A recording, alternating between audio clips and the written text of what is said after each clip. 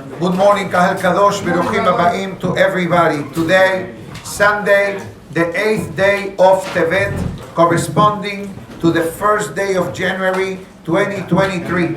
Today's special breakfast and class, graciously sponsored by Mr. Charles Dishi and family, Le'ilui Nishmat, his beloved mother, Loris Bat Malvina, Aliyah Shalom. Iratzon to the words of Torah and Berachot, her neshama, have an aliyah in Gan Eden. Amen. Additionally, today's class, graciously sponsored by Mr. Albert Dweck, Le'ilui Nishmat, Mr. Charlie Saka, Yeshaya Ben Lora, Alav Shalom. Additionally, by Eli Levy and family, Le'ilui Nishmat, his beloved grandmother, Zimbol Laniado Bat Mazal, Aliyah Shalom. Additionally, today's class dedicated for the Refuah Shelema of Tinok Ben Adina Shira, Simcha Bat Michal, Abraham Ilan Ben Elisheva, all newborn children who need the Refuah Shelema, and the Refuah Shelema of David Ben Rosa and Esther Bat Victoria among the Cholim of Am Israel. Amen. Before we begin with the regular class, I'd like to discuss today's date in the Jewish calendar. We know that Tuesday, unless Mashiach comes, thank you so much, very thoughtful. Unless Mashiach comes, Tuesday is the Ta'anit of Asara B'Tevet. But interesting enough, historically speaking, the days of Ta'anit actually start from today. So technically today should be a fast day. We don't fast. Not today, not tomorrow, but Tuesday, the Ta'anit of Asara B'Tevet. The question is, what happened in Jewish history today that technically should have been a fast day? To answer that question, we need to go quickly to the Gemara in Masechet Megillah. We know that after the miracle of Purim, that the Jewish people were able to defeat the Persians, especially Haman and company, the rulers still were the Persians until the Greeks came into the history of the Jewish nation. The Greeks defeated the Persians, so to speak, and they set their eyes to conquering the land of Israel. That's why, historically speaking, what I'm going to tell you now happened between Purim and the miracle of Hanukkah. The miracle of Purim took place after the destruction of the first Bet HaMikdash, prior to the building of the second Bet HaMikdash, and the miracle of Hanukkah happened like 200 years before the destruction of the second Bet HaMikdash. I'm giving you these guidelines to understand the magnitude of the miracle.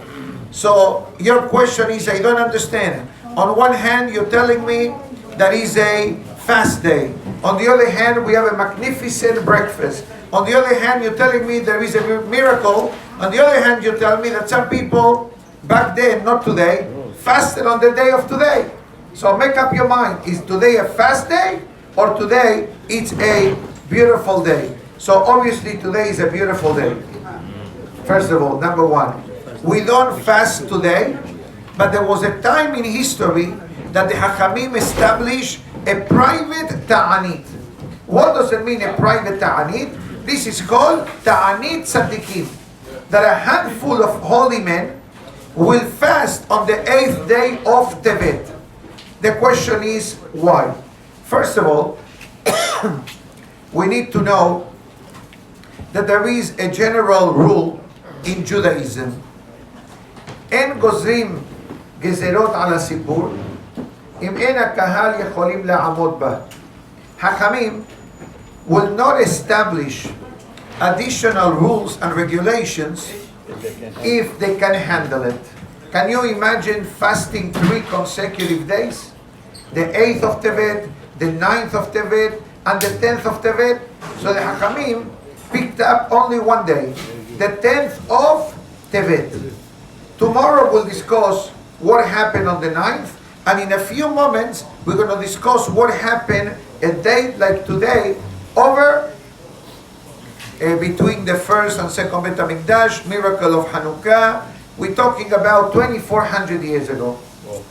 We'll explain in a minute the mega miracle that happened, but it was a miracle that was set up to fail. I will explain all of the above just in a few moments. Enjoy the mega breakfast that we have today, Ben Rabbi Yosef, courtesy of Mr. Charles Dishi. Anybody interested in breakfast like this in the future, the first available date now will be Thursday. Monday is booked, Tuesday ta'anit, but this breaking of the fast sponge cake is available for sponsorship. I'm not selling anything at this time, but I think it's my responsibility to tell you that thanks to the generosity of wonderful members, yesterday the second memorial board has been sponsored. Baruch Hashem. So something else. So we say thank you. The donors don't want the name to be announced publicly, especially to the worldwide world of Torah. But we say Hazaku Baruch Antiske La Mitzvot. But like you know my slogan, there is always something available. I have one unbelievable mega dedication in this room actually.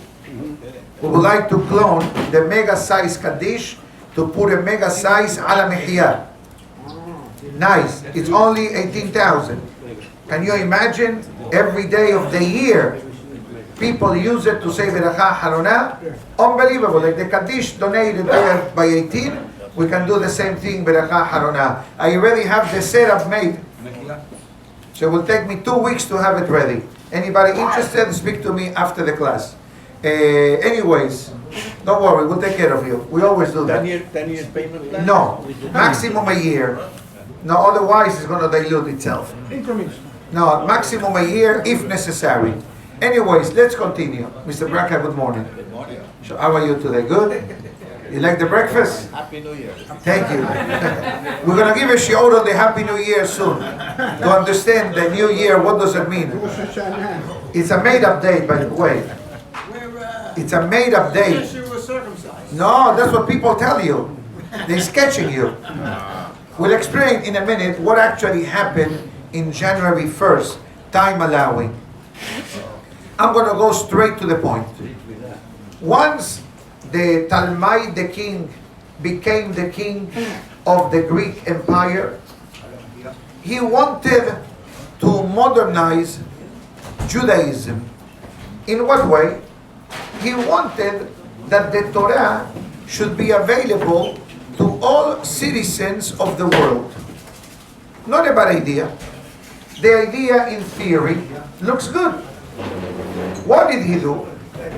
He took 72 elders, Hachamim, from the entire Jewish nation, and he put them in 72 separate rooms or chambers with one mission: translate the Torah into the Greek language.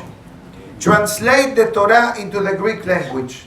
Now, let's go back 2,400 years. There was no communication channels. You cannot. It's like you take a piece of paper, you put it in the copy machine, you press 72, and it gives you 72 copies. So imagine yourself when these Hachamim are given the mission by the king. And guess what?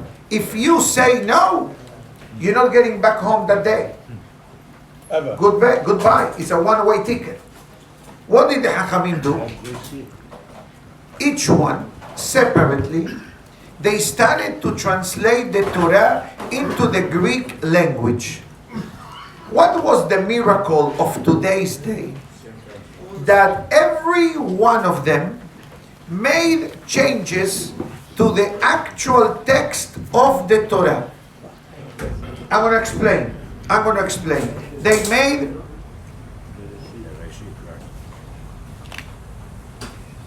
almost a dozen changes to the text of the Torah. And what was the miracle? that even though that there was no communication and pre-planning in advance, by divine inspiration, they all gave the king the same exact document. It's like you did in the computer, copy and paste. This is the miracle that happened in this day. It sounds like a mega miracle.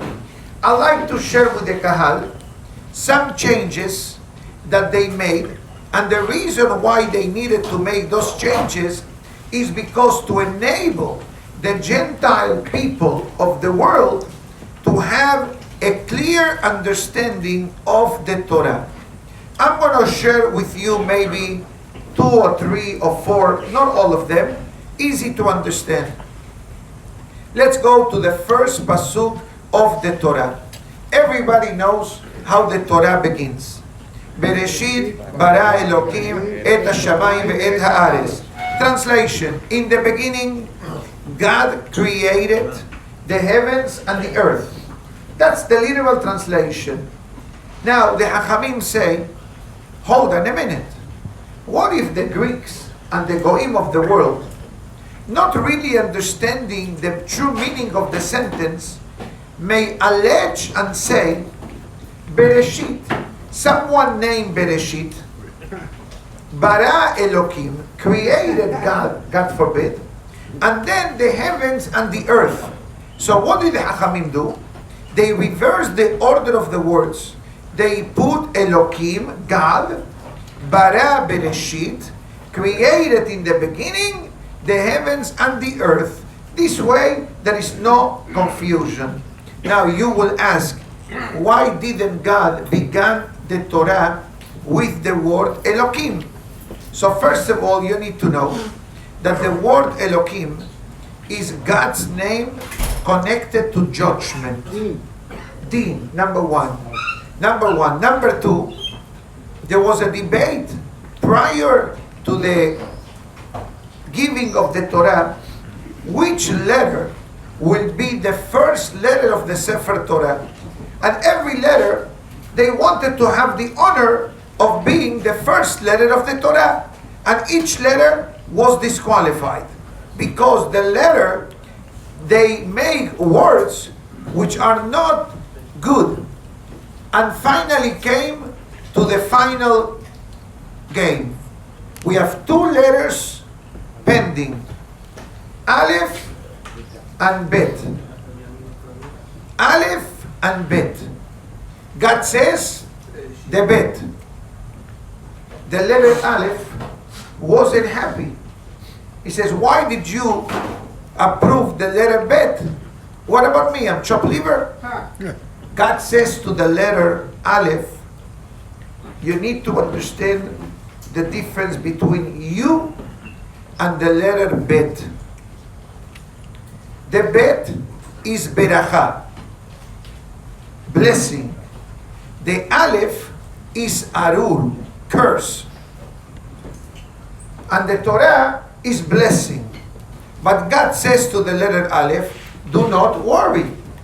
I'm going to save your spot in the 10 commandments. What is the first letter of the 10 commandments? Anochi, Aleph. Reason number 1. Reason number 2. You all know the shape of the Aleph, right?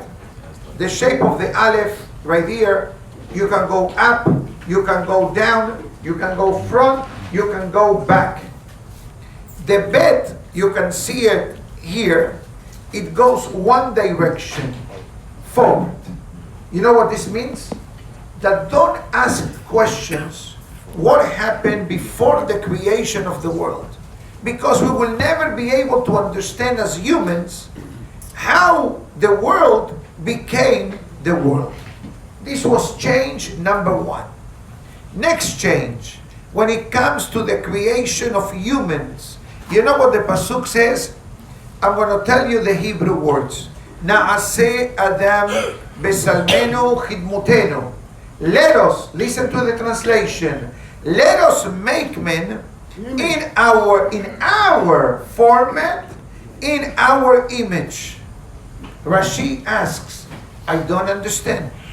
What does it mean, let us make men? God has partners in the creation of mankind? For sure not.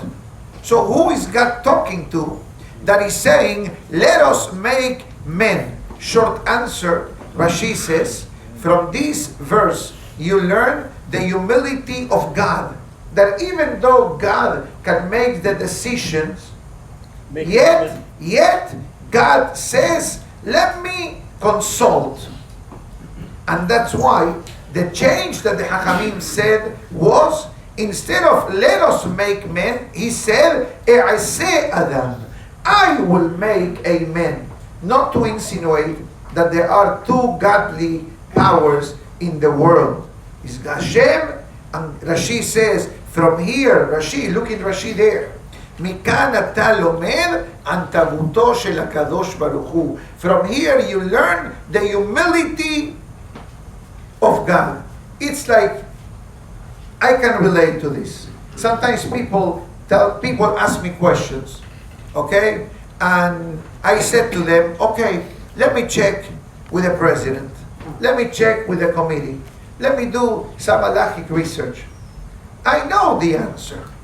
But what there is a certain protocol. Certain kavod, hazaku baruch. And God is saying to the malachim, guys, you are with me for a very long time. This is what I'm planning to do. What do you think? By the way, when humans were about to be created, God had opposition. The heavenly angels, they say, why are you going to create a human to turn against you? You're going to create mankind. They're going to act in whatever way they want to. And not always will be the right way. God says, you know what? You have a valid point. Let's review the Torah together. They go perasha by perasha, perasha by perasha, until it comes to Vaya'avor, the reading of the Torah that we read every fast day. What are we reading the fast day? God forgiving the Jewish people for the sin of the golden calf, and the reading of the 13 attributes of mercy. So God says, what does it say in the 13 attributes of mercy? That God, the mighty, powerful God, is patient, has tolerance, has self-control of anger. So who do I need patience? Who do I need tolerance? Not for the righteous people who do the right thing. I need to have patience and tolerance for the troublemakers. So the Menachem understood that God had a valid point, and that's why humans were created. Even though we were created, we had a couple of hiccups to the flood, to the Tower of Babel, and many other incidents. One more. God created humans, male and females. Two genders only. Only. Relax. No more than two. God forbid. You know, in my olden days, trans means transatlantic flight. That's what it meant. Today, you got a thing. You know, I told you the other day, I went to book a ticket online. They asked my gender. So male, female, undecided, prefer not to answer. God forbid. Madness. Madness which is not good for the world, Rabotai. Let's clarify. Forget about the Jewish perspective of male and female. For humanity to act in this way is not much different than what happened in the time of the flood. What prompted the flood? Two crimes. Same gender relationship and thievery. Adultery, immorality, thievery. These were the straw that broke the camel's back. So when it comes to the creation of the world, the Pasuk writes, Zachar unkeva, male and female. This is how God created mankind. And there are many ways of understanding this Pasuk, but to dissipate any kind of misunderstanding, the Hachamim said, God created male and God created female. And what is the first commandment of the Torah? To be fruitful and to be multiply. And the only way you can be fruitful and multiply is in the relationship between male and female. That's why even the Gentiles of the world have the prohibition of same-gender relationship. Don't think that it's only a Jewish prohibition. It's one of the 7 Noahide universal laws that Goyim must also follow the laws of morality and respect to one another and prohibition of adultery, of kidnapping, of killing, of stealing. All these are also, why? Because these are commandments that keep the world stable. And if God forbid all these rules will not be applied in human life, it will go back to the Wild West. Chaos. It will go back to chaos. It will go back to the gladiator times, etc. Another one. The parasha in the Tower of Babel. There is a rule in life.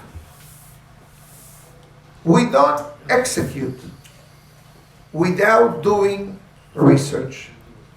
What I'm referring to, the Tower of Babel was a revolution against God. It was a direct hit to God. What the people, this was after the flood.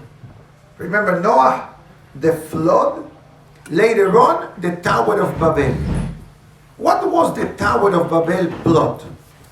You know, they have January 6 riots, Hamavdil. They had riots against God. They all got together. They all united to fight God. They create this monster tower. I don't even know how tall was it. By far more than any building that we know in our days. And on top of that tower, they put a warrior. And on top of the warrior, they put a long, sword, in order to fight God in the event that he wants to open up the windows of the heaven to bring a flood to the world. This was the plot of the Tower of Babel. We know the consequence. Till that day, everybody spoke the language of the Torah. After the Tower of Babel, suddenly there is a new thing in the world. New Languages. Till that day, the entire world spoke the Hebrew language. From that day, we become multilingual. Till today. Now, what the Pasuk says, Hava Nereda. Let us go down to see the actions of mankind. From this Pasuk we learn that before you do something that's going to harm someone, you cannot just say, I heard that this happened, get rid of him.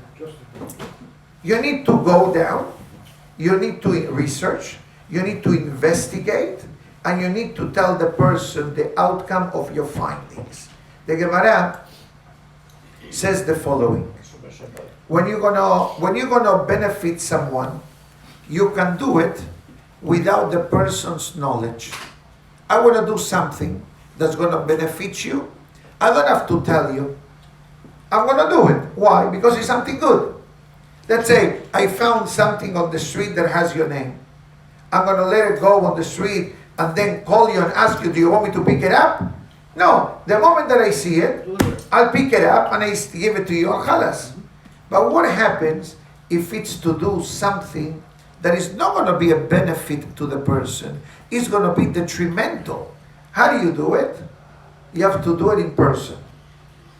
You have to let the person know. So that's exactly what the Torah teaches us. God says to the angels, let's go down and see what's really going on. And comes the same question.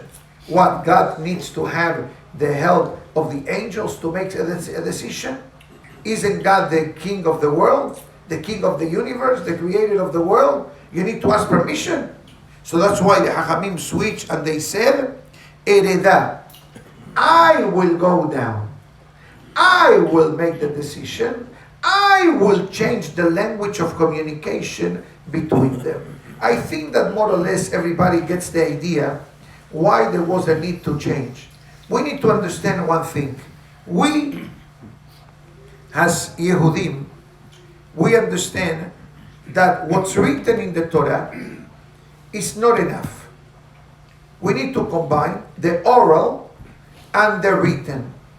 Once we combine, like the commentators and the different versions of the Midrashim, then we have a full picture of what's going on. Somebody asked me questions yesterday, and Baruch Hashem, God gave me the answer on the spot. And he says, it's not written in the Chumash. It says, it is not written in the Chumash. It is hinted in the Chumash. But Rashi explains the Remez. That's why the Torah has 4 levels of learning. This is called Pardes. Peshat, Remez, Darush, Sod. Pardes in English means the garden of the Torah. Imagine yourself, you go to the dealership and you want to buy a car. I'm not sure if people today are buying cars or people are leasing cars. Okay, but that's not enough for me to say, I like to lease a car. Okay? What kind of car are you looking for? Do you like a sport? Do you want fully loaded? You know, I need to have all this conversation. It's not I'm buying a dozen sambusak. A dozen sambusak is a dozen sambusak all over the world. But when I want to be something specific, I need to go into the details. And that's where the oral law supplements the written law. The written law, without the oral law, many things will not make any sense. The oral law without the written law has no purpose. But once you combine, it's like you wear a shirt and you wear undershirt. Or you wear socks and you wear shoes. They supplement each other. Sometimes one can do without the other, but most of the time you need to supplement one another. Now, there is one more, and with this we'll switch the topic for a few minutes. In Perashah Sheminit, the Torah gives us the animals which are forbidden for consumption by the Jewish people. One is called the Arnevet, the rabbit. The rabbit, you're not allowed to eat it because it doesn't have the proper signs that a kosher animal requests to have. And the Torah discusses how the body of the person and the soul of the person becomes impure by the consumption of non-kosher meat and non-kosher food. That's why in Judaism there is so much we make such an emphasis on kosher food. In English they say you are what you eat, physically and spiritually. Why? Because the food becomes part of our body. Yes, part of the food leaves our body, but part of the food stays in our body and becomes blood, it becomes muscle, it becomes fat, whatever part of the body the food had. So if the food source is kosher, so my blood is kosher. And guess what? The blood of humans travels, I don't know how many thousands of miles a day inside of our organism. Is a constant flow of blood that travels through our body. And if God forbid, something stops the blood, then you have stroke, blockage, God forbid, or rupture. Okay? So when the blood, it's made up by the food that I eat. If the food is kosher, so my blood is kosher, it comes to my heart, is kosher, my emotions are kosher. Sometimes people act Jewish, but they don't think Jewish. Why not? Check the kosher food intake. If they think in a gentle way, maybe the kashrut consumption needs to be improved. Why? Because the blood goes through your brain. If the blood is made up of non-kosher food, so that blood impures the brain. If the brain of the person is impure, then your thinking is not proper. You understand? It's all connected. So what happens? The wife of this king who made this ruling of the sages to translate the Torah, her name was Arnevet, rabbit.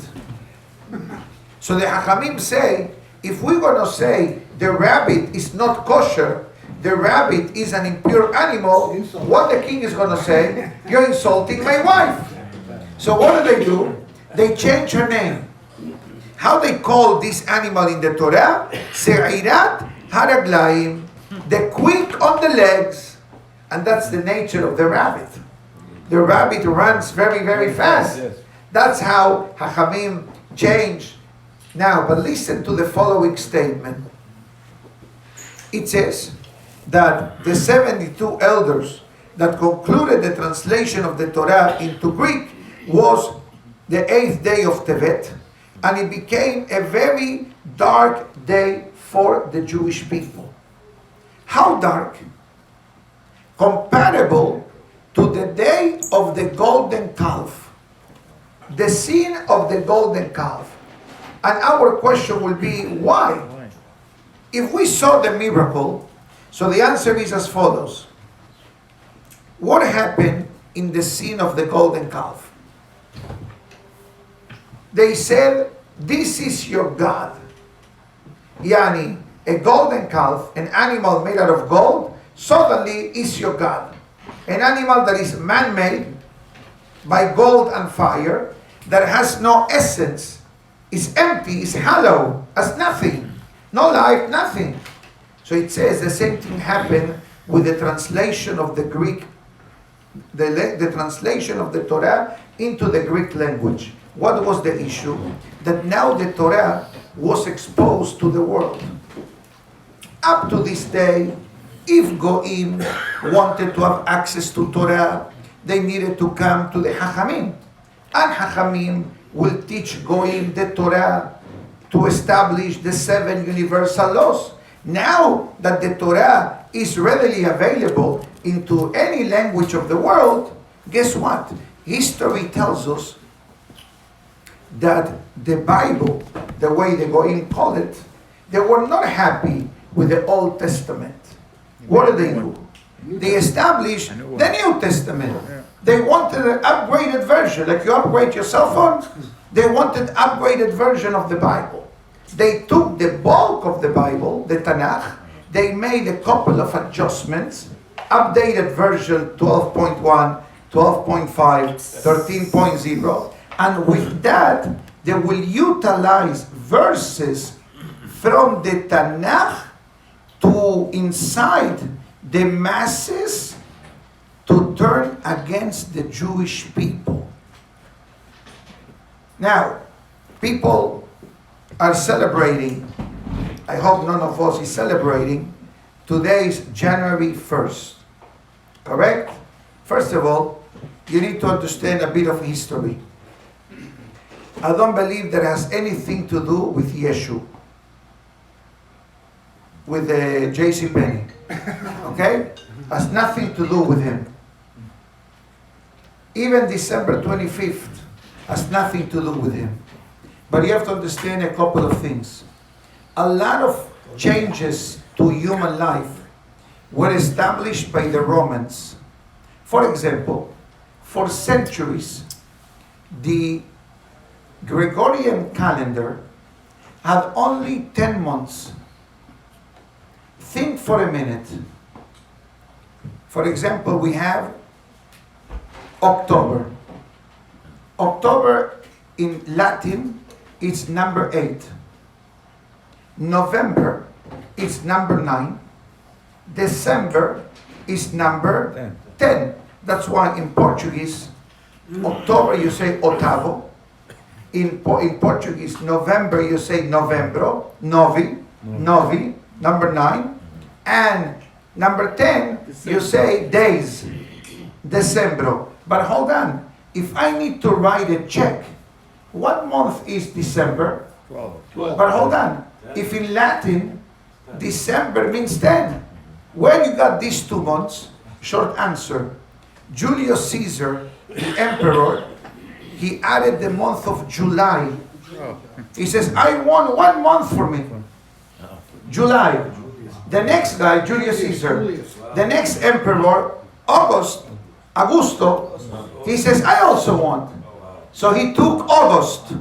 So you have Julius Caesar, July, the 7th. August, you have Augusto, the other emperor. And now you have 12 months. The original Gregorian, that's why you come to the Safra Sinagoga. Hazaku Baruch. Okay? Now, How many days were in a month before they added? wait. The month began somewhere in February. Never in January. So where January comes into the picture? Why January 1st is the new year for the Goyim? Short answer. Janus font. You familiar with the Janus font? Why is it called Janus font? Janus is the name of a statue by the Romans or the Greeks, which is the god of livelihood. Parnasa. And that's why it's called Janus font. But also for them is the god of new openings in your life.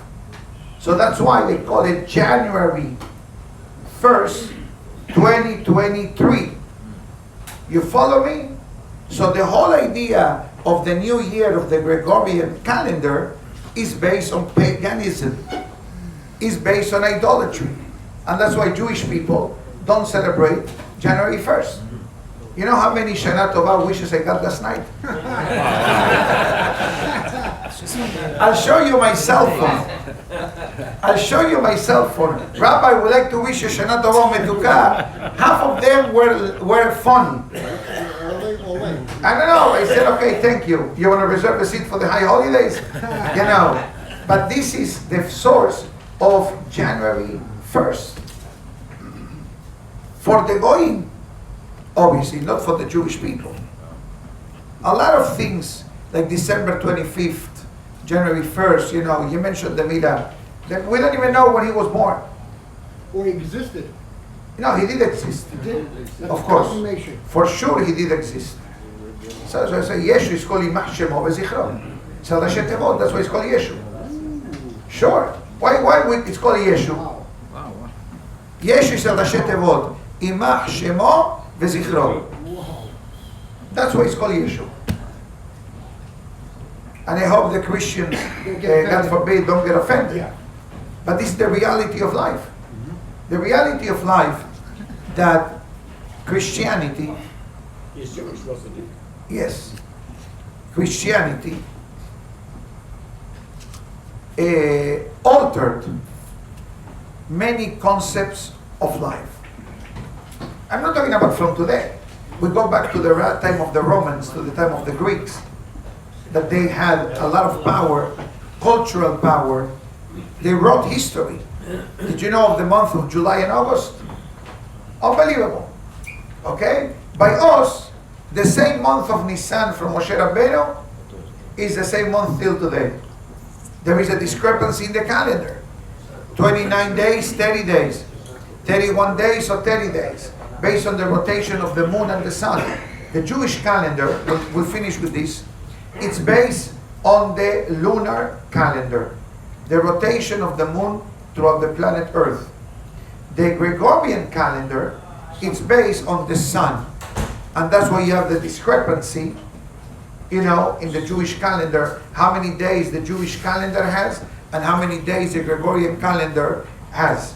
So, Be'ezat Hashem, we hope and pray that this upcoming 10th day of Tebet, coming up on Tuesday, which we'll discuss what makes it equal to Yom Kippur.